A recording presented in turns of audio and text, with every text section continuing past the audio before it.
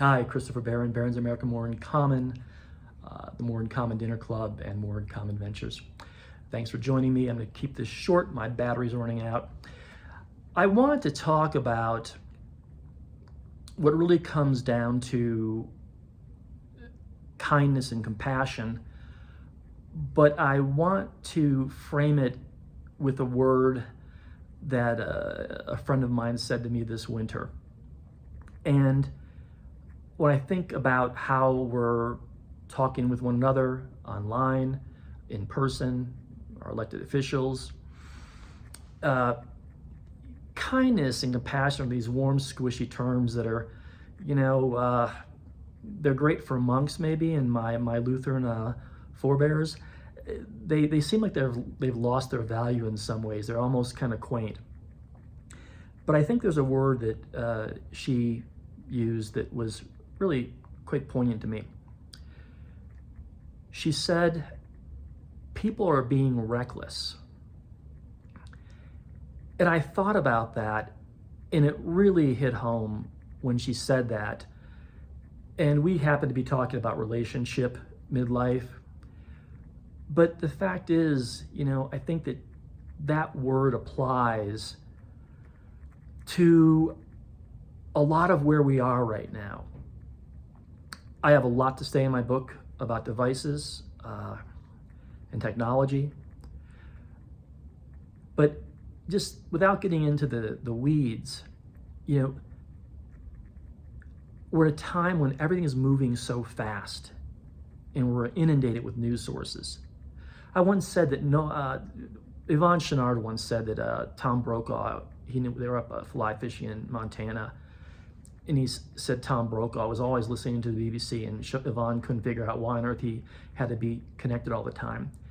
And I said, God bless Ted Turner, no one needs 24/7 news. If it's an emergency, I'm gonna get an alert from Pitkin County. Okay, so I'm gonna know. We're moving so fast. Technology is moving so fast. Everyone's stressed. When I grew up, even my professional family members, they didn't live these lives. There was time off. It wasn't so noisy. But what I'm seeing is our brains have been trained to react. Our attention spans have been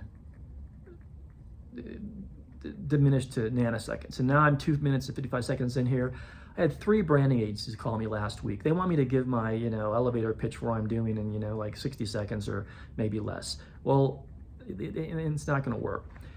But when you look at reckless, one thing that the way our society has changed in foundational ways across the board, we're living more solo lives. Our family structure has changed. We're working very, very hard, everyone, for the most part. We're entertained all the time within all this content. My premise is that her comment about recklessness, you can look back and say, well, is it values? Do we value each other less? Do we love each other less? Do we care less? Well, maybe we do.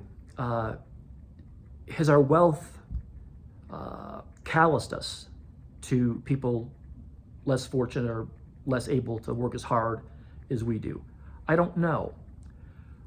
But I think that social media has created and devices have created a period when it's almost like you're in Vegas. Everything's quick, you're getting the cards, you're pulling this, whatever you're doing. We're all responding quickly and we're not thinking. It's an emotional response. It's a visceral response. And to me, if I look at politicians today, okay, I covered politics early in my career as a journalist. They crossed the aisle and got things done no matter how messy it was.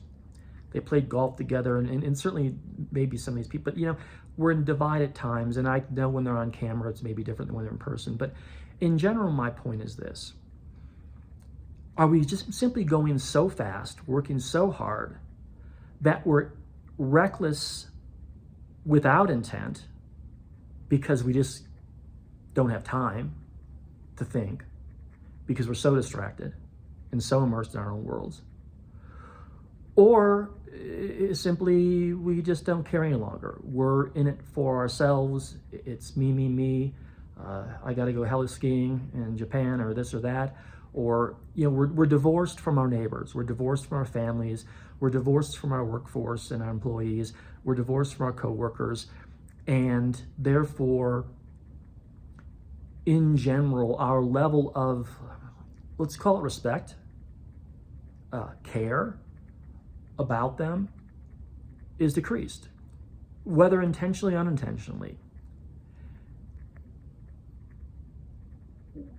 If there's any truth to what I'm saying with this concept of recklessness, well, what does that say to us as a society, for our social fabric?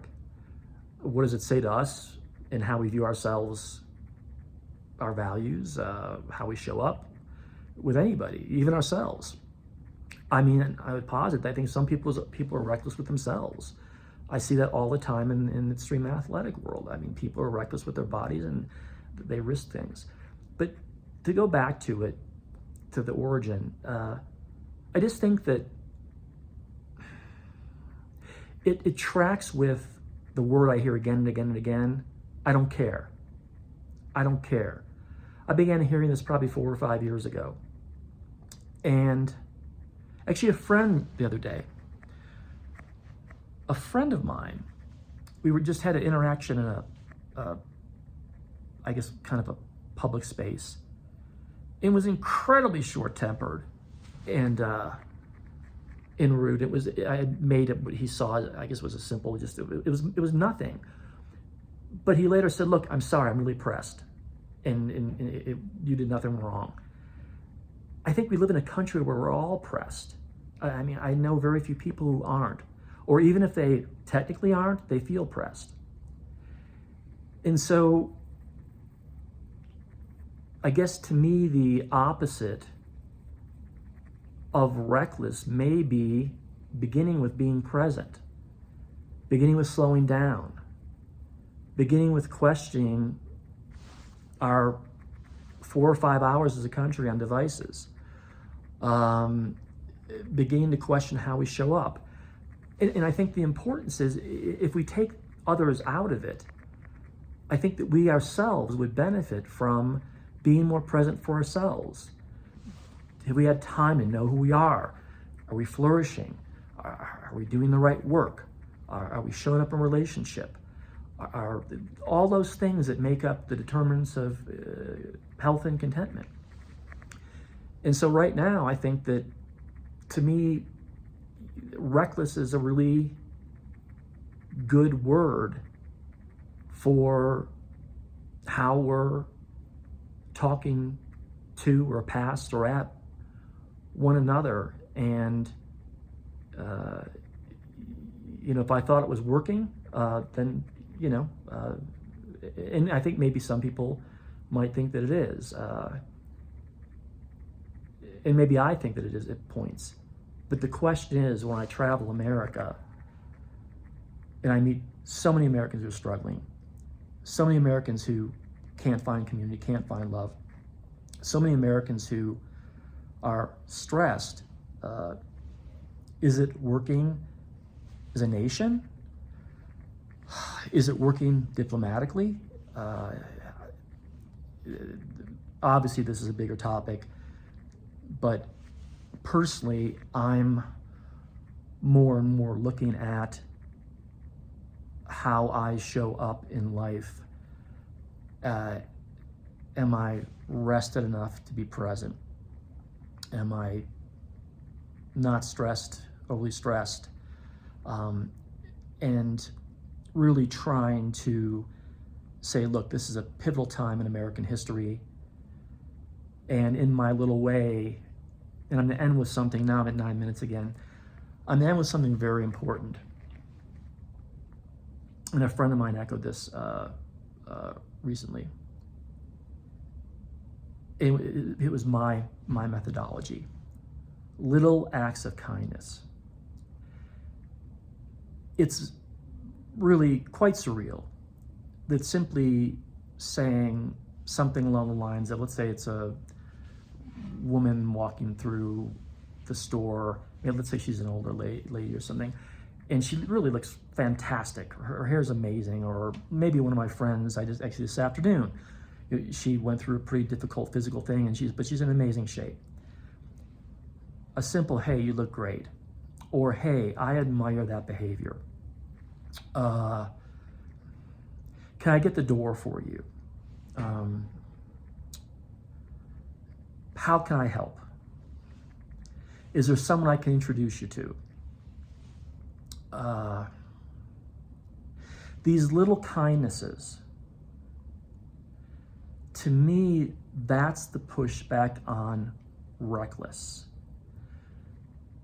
And I know we're busy, and busyness is ripping our country apart.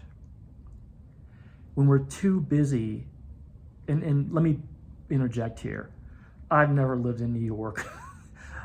I've been living in mostly rural Colorado ski towns or beach towns in Cali for decades. I moved to the mountains for a reason. I don't live in New York. I don't live in Boston. I spent a lot of time in San Francisco and San Diego. I get it's when you're in a city, it's a different pace. But it's what's being human for you, for me. What's caring for you or for me? How much bandwidth do we have? And again, I think it's important to say, I really don't like, I'm really kind of against personalities telling their listeners or viewers what to think or what to do. These are questions, I think, that are human questions. They're questions we get to choose. And we're going to choose them based upon our genetics and our upbringing and our goals and our values. I guess that, to me, though, it goes back to what I said earlier, maybe in a different video. Do we care about a rational social fabric in a thriving community? And yeah, I know some people don't. But to me, at this time in American history, when we have so many existential risks, I suppose one option would be to hunker down and insulate ourselves, prepare, make as much money as possible, bug out to New Zealand, and those are all fine things to do.